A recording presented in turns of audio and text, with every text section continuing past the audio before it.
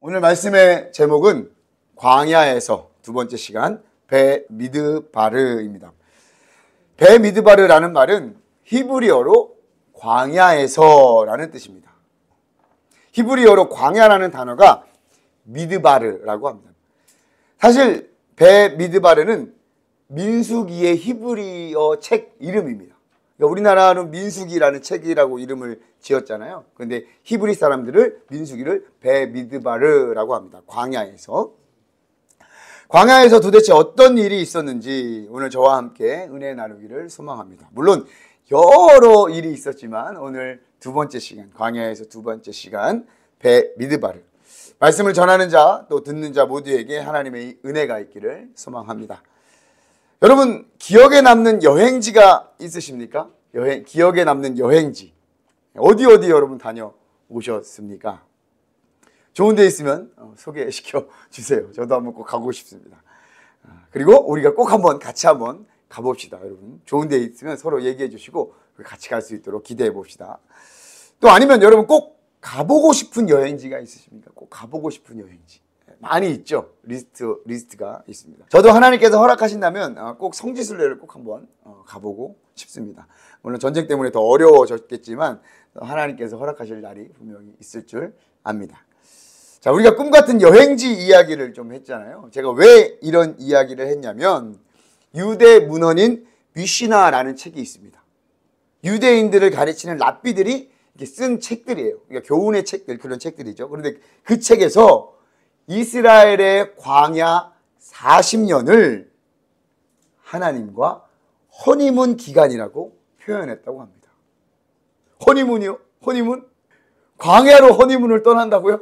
여러분이면 여러분 광야로 허니문을 떠나시겠습니까? 자, 허니문이라는 정확한 명칭은 결혼식을 마친 신혼부부가 함께 가는 여행이라는 뜻도 있지만 결혼 직후 즐겁고 달콤한 그 시기, 그 어느 정도의 기간을 나타내기도 합니다. 어쨌든 이스라엘 민족과 하나님과의 허니문은 광야에서 보냈다라는 표현은 굉장히 저에게 신선했습니다. 광야에서 도대체 어떤 일이 있었을까요?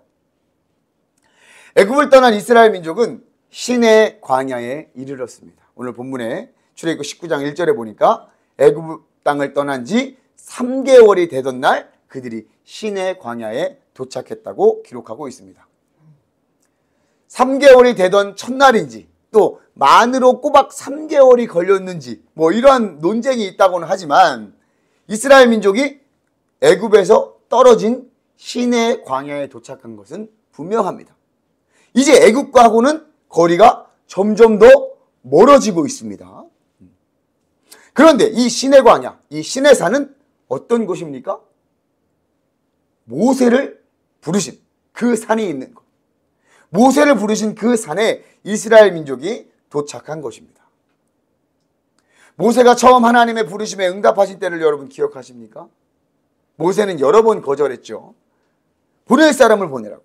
자기는 말도 잘 못한다며 하나님의 부르심과 사명을 거부했습니다. 어디서요? 바로 시내산에서. 하나님의 산 시내산에서 말이죠. 하지만 하나님께서 부르시고 보낸 모세는 그의 첫 번째 임무를 잘 완수했습니다. 그의 첫 번째 임무는 무엇이었습니까? 이스라엘 백성들을 애굽에서 끌어내는 것이었습니다. 물론 그 모든 과정은 여호와 하나님께서 하신 것이지만 모세가 그 사명을 받고 그들을 이끌어 시내산까지 데리고 왔습니다.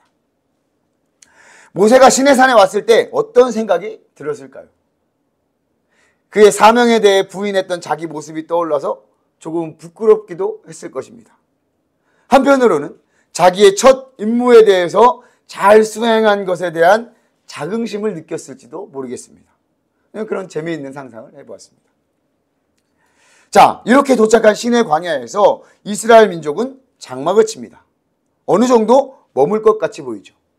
실제로 이스라엘 민족들은 시내 광야에서 약 1년 정도 머물렀다고 기록합니다. 여호와께서 모세를 불러 말씀하셨습니다. 이제 모세의 두 번째 과제가 주어지게 되는 것이죠. 여호와 하나님께서는 모세를 따로 부르셔서 그에게 말씀하시기를 너는 이같이 야곱의 집에 말하고 이스라엘 자손에게 말하라 라고 선포하십니다. 그러시면서 여호와 하나님께서 행하신 일을 다시 한번 상기시켜 주시죠. 4절 말씀입니다. 내가 어떻게 행하였나? 내가 어떻게 인도하였나?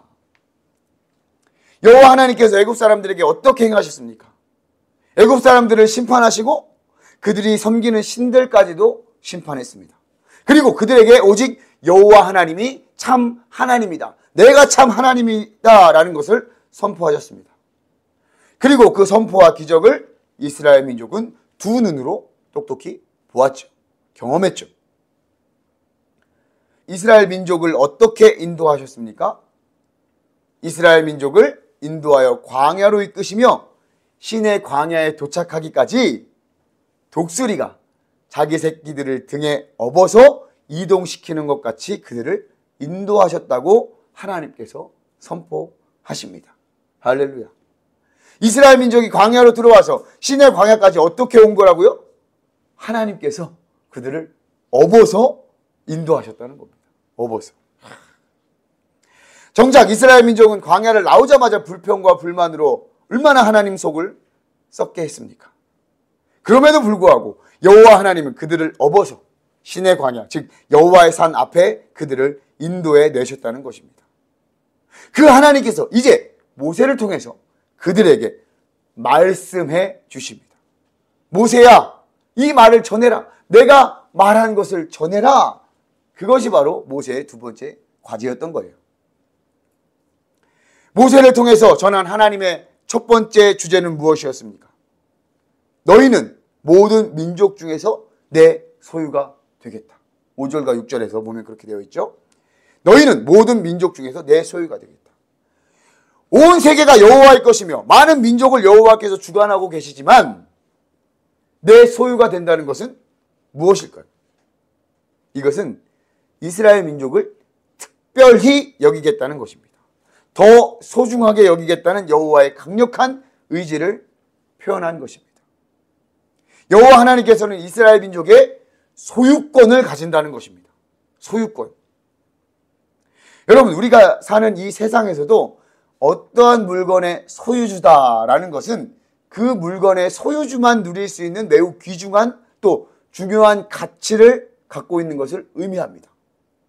또 보편적으로 소중하고 가치 있는 것이기 때문에 소유권을 보장하고 또 확인, 공증까지 하면서 확실하게 해두죠. 왜요? 소유권에 대한 분쟁이 일어나지 않게 하더라고요. 그래서 저렴한 것들이나 흔한 것들에 대한 소유권은 강력하게 주장하지 않잖아요. 하지만 가치 있는 것들, 비싼 것들, 좋은 것들은 어떻게 합니까? 소중히 다루고 이름표도 붙여놓고 특별한 가방도 만들어서 보관함 같은 곳에 만들어 놓고 확실하게 소유권을 주장합니다. 여호와께서 이스라엘 민족을 내 소유로 삼겠다는 의미가 바로 이러한 것이에요. 여러 민족 중에서 이스라엘 민족을 특별히 내 소유로 가치 있고 소중하게 여기겠다. 그리고 나만 누릴 수 있는 특권, 그리고 너희들, 내 소유인 너희들만 누릴 수 있는 특권을 너희에게 주겠다. 그런 의미인 것입니다. 두 번째 주제는 무엇입니까?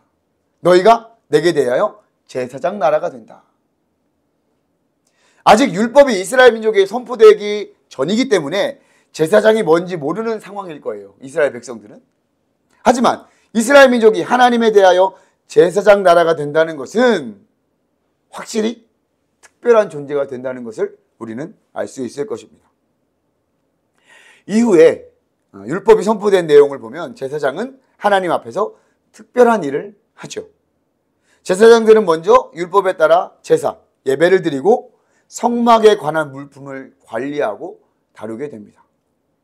특별히 제사의 종류에 따라서 하나님과 인간과의 관계에서 중간 역할을 하는 사람이 바로 제사장이에요.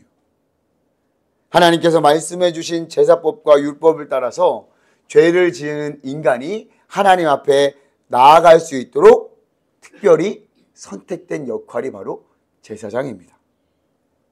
하나님께서 이스라엘 민족들, 그들을 그렇게 만들어 주신다고 선포하고 있습니다. 이 얼마나 위대한 일입니까? 한 명의 제사장도 이렇게 하나님 앞에 특별한 역할과 임무가 있는데, 제사장 나라가 된다는 것은 온 나라와 열방 중에 하나님의 특별한 임무를 받고 하나님과 다른 온 나라의 중재자 역할을 하게 한다는 하나님의 놀라운 계획 가운데 있는 것입니다. 그러니 자연스럽게 세 번째 주제의 말씀이 성립될 수 있는 거예요. 너희가 거룩한 백성이 되리라. 거룩함의 기본은 구별됨에서부터 시작합니다. 구별된 나라. 하나님 앞에서 구별된 나라가 이스라엘 백성이 된다는 하나님의 선포입니다.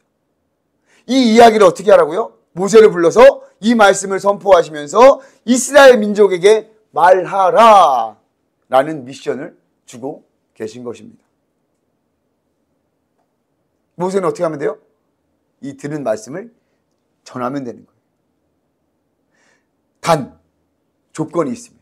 하나님께서 이렇게 하겠다는 조건이 있어요. 그 조건은 단 한 가지입니다. 단 한 가지. 뭐예요?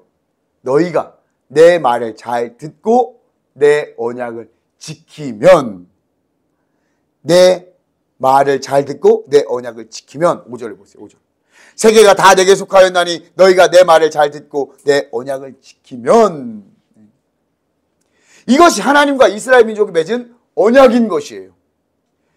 이스라엘 백성이요, 하나님의 말씀을 잘 듣고 내 언약을 지키면 너희들이 내 소유가 되고 제사장 나라가 되며 너희는 거룩한 백성이 됩니다. 어떻습니까? 굉장히 단순하면서도 쉬운 언약 아닙니까? 말을 잘 들으면 돼요. 그래도 또 생각하면 하나도 안 단순하고 하나도 안 쉽죠. 여러분, 결혼식을 하면 혼인서약을 하게 되죠. 신랑 누구누구는 신부 누구누구를 검은머리가 팥뿌리가 될 때까지 사랑하시겠습니까? 뭐 이런 느낌이죠. 그런데 최근에 결혼식을 가봤는데 우선 주례자가 없더라고요. 주례자가 없고 이제 신랑 신부 또는 신랑 또는 신부 부모님이 이제 한 말씀을 해주시고 신랑과 신부들이 서로 혼인서약을 막 이렇게 목록을 해서 낭독하더라고요. 근데 결혼한 입장에서 들어보면 절대 지킬 수 없는 것들의 연속이었습니다. 뭐 아주 시콜콜한 것까지, 뭐 설거지는 어떻게 하고 뭐 어떻게 하고 뭐 이런 그런 것까지 막 서약하는 그런 것을 이야기하는 것을 제가 봤습니다. 한편으로는 재밌기도 하고 또 한편으로는 웃프기도 하더라고요. 슬프기도 하고 저런 것까지 서약을 해야 되나. 그런데 여러분, 하나님과 이스라엘 민족 간의 허니문 서약은 단 한 가지였어요. 너희가 내 말을 잘 듣고 내 언약을 지키면, 이거예요. 유대 랍비들이 말한 것처럼 광야 기간이 하나님과 이스라엘 민족의 허니문 기간이어서 그런지 이스라엘 민족이 하나님의 말씀을 잘 듣겠다고 이야기합니다. 오늘 19장 8절에 보니까 백성이 일제히 응답하여 이르되 여호와께서 명령하신 대로 우리가 다 행하리이다. 모세가 백성의 말을 여호와께 전하매. 모세는 하나님의 말씀을 들어서 백성들에게 전했어요. 근데 백성들이 허니문 기간이니까 또 이렇게 잘 이렇게 기분도 좋고 이런 그런 기간이니까 제가 잘 듣겠습니다. 우리가 다 행하겠습니다. 모세에게 이야기했어요. 모세는 다시 하나님께 가서 이 이야기를 전합니다. 백성들이 여호와의 말씀을 잘 듣겠다고 응답하고 모세는 그 응답을 하나님께 전해드렸습니다. 그랬더니 여호와 하나님께서 좋다. 자, 그렇게 말했으니 이제 너희들에게 말하겠다. 말씀 들을 준비를 해라. 백성들은 하나님의 말씀을 듣기 위해 거룩하게 준비합니다. 19장 8절 이하의 쭉 내용을 보면 목욕도 하고요, 옷을 빨아입고도 하고요, 여인을 가까이 하지 않으면서 말씀을 들을 준비를 합니다. 사실 우리가 목욕하고 옷을 빨고 여인을 가까이 하지 않는다고 해서 거룩해지는 것은 아닙니다. 하지만 이러한 행동들은 우리 부족한 인간들이 하나님 앞에서 할 수 있는 최선을 다하는 행동들로 볼 수 있습니다. 우리가 할 수 있는 건 그저 씻고 목욕 재개하고 옷을 다려입고 빨아입고 좀 성적으로도 절제하면서 이게 다인 거예요. 이게 다. 물론 우리 몸과 옷을 씻듯이 하나님께서 우리 죄를 씻겨주셔야 거룩할 수 있고, 신랑이 오직 신부를 위해서, 또 신부가 오직 신랑을 위해서 자신을 준비하는 것과 같이 오직 다시 오실 주님의 신부로 우리가 거룩하게 준비되어야 한다는 것을 예표하는 행위로 볼 수가 있습니다. 이렇게 거룩하게 잘 준비된 이스라엘 백성에게 하나님께서 하신 말씀이 무엇입니까? 출애굽기 20장에 나오는 10계명입니다. 10계명. 출애굽기 20장에 기록된 10계명을 여호와 하나님께서 직접 말씀하시고 돌판에 쓰셔서 모세에게 주셨습니다. 너는 나 외에 다른 신을 내게 두지 말라. 너를 위하여 새긴 우상들을 만들지 말고, 또 위로 하늘에 있는 것이나 아래로 땅에 있는 것이나 땅 아래 물속에 있는 것에 어떤 형상도 만들지 말며 그것들에게 절하지 말며 그것들을 섬기지 말라. 이 두 번째 계명이죠. 너는 내 여호와 하나님의 이름을 망령되게 부르지 말라. 안식일을 기억하여 거룩하게 지키라. 네 번째 계명입니다. 출애굽기 20장에 기록되어 있죠. 내 부모를 공경하라. 살인하지 말라. 간음하지 말라. 도둑질하지 말라. 내 이웃에 대하여 거짓 증거하지 말라. 내 이웃의 집을 담내지 말라. 이 10계명은 하나님의 백성으로 살아가기 위한 언약입니다. 이스라엘 민족이 지켜야 할 여호와 하나님의 말씀이며 언약입니다. 많은 율법들이 있지만 가장 기본이 되고 중심이 되는 내용이 바로 이 10계명 말씀이죠. 여러분들도 보시면 아시겠지만 1계명부터 4계명까지는 하나님과 이스라엘 민족과의 관계에서 지켜야 할 언약입니다. 수직 관계에서 지켜야 할 것들이죠. 그리고 나머지는 5계명에서 10계명까지는 이스라엘 민족 안에서의 관계, 즉 인간과 인간 사이에서 지켜야 할 가장 기본적이면서도 중요한 언약들의 내용들입니다. 이것을 여호와 하나님께서 이스라엘 민족에게 하신 언약이죠. 이 말씀을 듣고 이 언약을 지키면 하나님께서 무엇을 약속하셨습니까? 내 소유가 되고 제사장 역할을 감당할 수 있습니다. 곧 거룩한 백성이 된다고 하나님께서 약속해 주셨습니다. 10계명 하면 부담부터 느껴지죠. 왜요? 우리가 지키고 있는 것이 별로 없는 것 같아서, 우리가 다 어긴 것 같아서, 네, 솔직히. 그런데 참 놀라운 것은 이 10계명 그리고 많은 율법의 가르침을 예수님께서 다시 정리해 주셨다는 것입니다. 마태복음 22장 37절과 40절 말씀을 우리 앞에를 보면서 함께 읽어보도록 하겠습니다. 시작. 예수께서 이르시되 내 마음을 다하고 목숨을 다하고 뜻을 다하여 주 너희 하나님을 사랑하라 하셨으니 이것이 크고 첫째 되는 계명이요 둘째도 그와 같으니 내 이웃을 내 자신같이 사랑하셨으니 이 두 계명이 온 율법과 선지자의 강령이니라. 아멘. 한 율법사가 예수님을 시험하려고 율법 중에서 어느 계명이 큽니까? 율법 중에서 도대체 어느 계명이 큽니까? 라는 물음에 예수님께서 이렇게 대답하셨습니다. 하나님을 사랑하고 이웃을 사랑하라. 예수님의 이 말씀을 설교하려면 3박 4일을 다 써도 모자랍니다. 자, 오늘 이 이야기를 하고자 하는 것이 아니라 하나님께서 이스라엘 백성에게 주신 10계명의 언약을 예수님께서 모든 율법과 선지자의 강령이라고 하시면서 정리하시면서 지금을 살아가는, 또 우리에게 어떻게 적용하고 실천할 수 있는지를 말씀해 주신 것이 바로 이것인 거예요. 이것을 지키면 10계명의 내용, 10계명의 중심을 우리가 지켜나가는 거예요. 더 부담되십니까? 더 부담되세요? 네. 결국 하나님께서는 자기의 소유가 되고 제사장 역할을 감당하고 거룩한 백성이 되는 언약이 하나님을 사랑하고 이웃을 사랑하라는 가장 기초적이고 핵심적인 내용을 선포하신 것이라는 거죠. 하나님의 백성이 그렇게 살아가기를 원하셨던 것입니다. 우리는 이스라엘 민족의 역사를 다 알고 있죠. 이스라엘 민족이 잘 지켰습니까? 잘 지키지 못했습니까? 잘 지키지 못했죠. 그럼에도 불구하고 여호와 하나님께서는 이스라엘을 택하시고 그들을 아셨어요. 그렇게 하나님의 말씀을 안 듣던 이스라엘 민족들에게 아모스 선지자를 통해서 여호와 하나님께서는 이런 말씀도 하셨더라고요. 잘 들어보세요. 내가 땅의 모든 족속 가운데 너희만을 알았나니. 말 안 듣고 하나님을 잘 안 쫓는 이 백성들에게 아모스를 통해서 내가 땅의 모든 민족, 모든 족속 가운데 너희만을 알았다. 너희만을 알았다. 여호와 하나님께서는 수많은 민족과 백성들 가운데 이스라엘 민족만 알았대요. 여러분, 이것은 다른 민족들을 모른 척하고 이스라엘 민족만 알았다는 그런 의미가 아니라 여호와 하나님께서 그들을 선택하셨다는 의미입니다. 그들에게 특별한 소유권을 주장했다는 말씀이죠.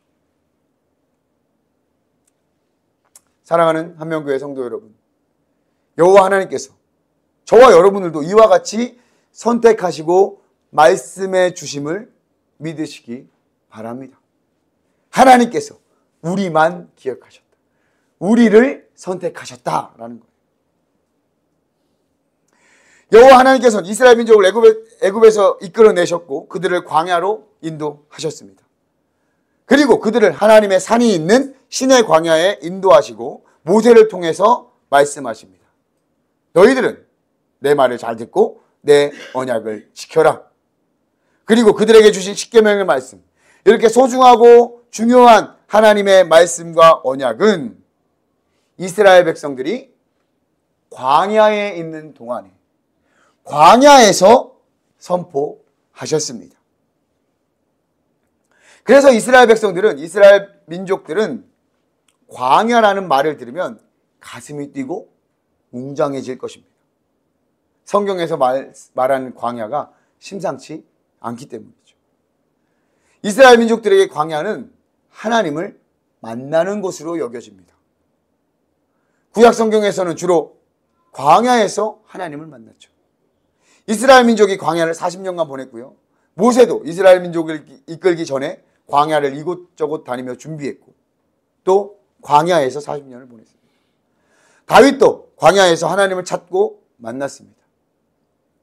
신약 성경으로 넘어와서도 광야는 하나님을 만날 수 있는 곳이었습니다.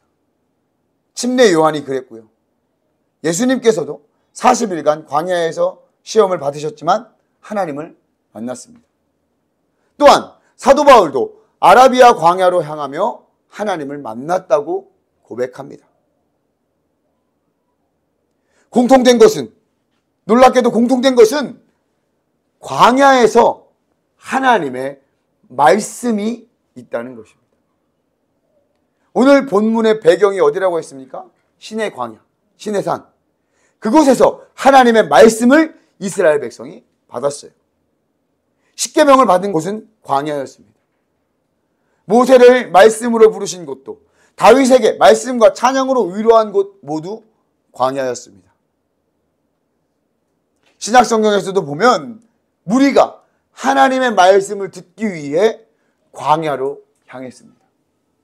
너희들이 광야에 나온 이유가 무엇이냐? 왕궁에 있는 좋은 옷들이냐? 아니다. 광야에 외치는 소리가 무엇입니까, 여러분? 침례 요한을 통해서 하나님의 말씀이 광야에 선포되었습니다.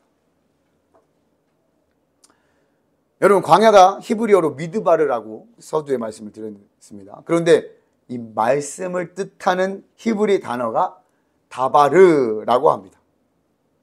광야인 미드바르와 같은 어근에서 출발해서 그거의 동사형이라고 그래요. 히브리어는 모음이 없어서 글씨 모양이 같죠. 즉 광야에서 하나님의 말씀을 들은 이스라엘 민족에게 광야와 하나님의 말씀은 뗄 수 없는 그런 것이었습니다. 광야에서, 미드바르에서 하나님의 말씀, 다바르를 듣다. 지금 우리의 광야는 어떻습니까? 저와 여러분들이 있는, 우리가 살고 있는 이 세상이라는 광야는 어떻습니까? 여전히 척박하고 어렵고 더 힘들어지고 더 유혹거리는 많아지고 메마르고 빡빡합니다. 구름 기둥과 불 기둥은 보이지 않는 것 같습니다. 만나를 구하러 갈 힘도 없는 듯 합니다. 그런 광야를 우리가 걷고 있습니다. 사랑하는 한명교회 성도 여러분, 그렇지만 여전히 이 광야는 하나님의 말씀을 듣고 하나님을 만나는 곳임을 여러분 믿으시기 바랍니다. 우리가 하나님께 올려드린 찬송과 같이 여호와 하나님께서는 지금 여기 계시며 우리에게 말씀하고 계심을 믿으시기 바랍니다. 광야에 여호와 하나님의 말씀이 있습니다. 광야에서 하나님을 만나게 됩니다. 광야에서는 하나님께만 의지할 수밖에 없습니다. 하나님께만 귀 기울일 수밖에 없습니다. 하나님께 주파수를 맞출 수밖에 없어요. 광야에서는 부자나 가난한 자나 광야에서 얻을 수 있는 것, 또 광야에서 구할 수 있는 것은 비슷합니다. 광야에서는 겸손해질 수밖에 없습니다. 그렇다고 지금 우리가 다 끊고 광야로 가야 합니까? 그렇지 않습니다, 여러분. 우리가 사는 이 세상, 지금 여기가 광야임을 우리는 인지해야 합니다. 많은 풍요로운 것이 있어 보이지만 결국 모든 세상의 것은 허무하고 채울 수 없습니다. 궁핍이 있기 마련입니다. 하루하루 살아가는 것이 뜨거운 광야를 걷는 것 같이 어렵고 힘이 듭니다. 척박합니다. 때로는 어디로 가야 할지, 어디로 향해야 할지 모를 때가 있습니다. 여전히 우리가 사는 이 세상도 광야와 다를 바가 없습니다. 그렇기 때문에 이 세상의 광야에서도 우리는 하나님만 의지할 수밖에 없습니다. 하나님께만 귀 기울일 수밖에 없습니다. 우리의 주파수를 하나님께로만 맞출 수밖에 없습니다. 겸손하게 하나님을 찾아야 할 줄 믿습니다. 그러면 여호와 하나님께서 이스라엘 민족에게 광야에서 말씀하시고 언약을 맺으신 것처럼 우리에게도 말씀하시고 언약을 맺어주실 줄 믿습니다. 여호와 하나님께서 이 세상의 광야에서도 이스라엘 민족을 택하시고 아시는 것처럼 저와 여러분들을 택하시고 정확히 알고 계시다는 것을 믿으십시오. 그리고 하나님의 말씀을 들으시고 순종하시며 하나님을 만나기를 축복합니다. 우리가 믿는 여호와 하나님은 지금도 살아계시며 우리를 인도하시고 우리를 주목하고 계십니다. 할렐루야. 여호와 하나님께서 어떻게 저와 여러분들에게 말씀하실까요? 말씀을 통해서, 이 성경을 통해서 말씀하심을 믿습니다. 성경에 하나님의 말씀이, 하나님의 언약이 있습니다. 매일 만나를 구하는 수고는 저와 여러분들이 하셔야 할 것입니다. 할 수 있도록 힘을 내보십시오. 도전해 보십시오. 그 맛을 알면, 꿀보다 달고 오묘한 맛을 느껴본다면 또 힘이 날 것입니다. 성경을 통해 우리에게도 구름 기둥과 불 기둥이 함께 있다는 것을 알게 될 것입니다. 만나와 메추라기가 여전히 공급됨을 경험할 수 있을 것입니다. 사랑하는 한명교회 성도 여러분, 우리가 걷는 이 광야, 여러분 혼자 걷고 있지 않습니다. 작지만 우리 한명 공동체가 함께 걷고 있음을 기억하십시오. 저도 열심히 걷겠습니다. 여러분들보다 한 발 두 발 더 걷겠습니다. 우리가 함께 이 광야를 걸어갑시다. 광야를 걸으며 하나님의 말씀을 경험합시다. 하나님을 경험합시다. 오늘도 이 시대에도 하나님께서는 광야에서 만나주시고 말씀해 주심을 경험하는 한명교회 성도님들이 되시기를 주님의 이름으로 축복합니다. 아멘.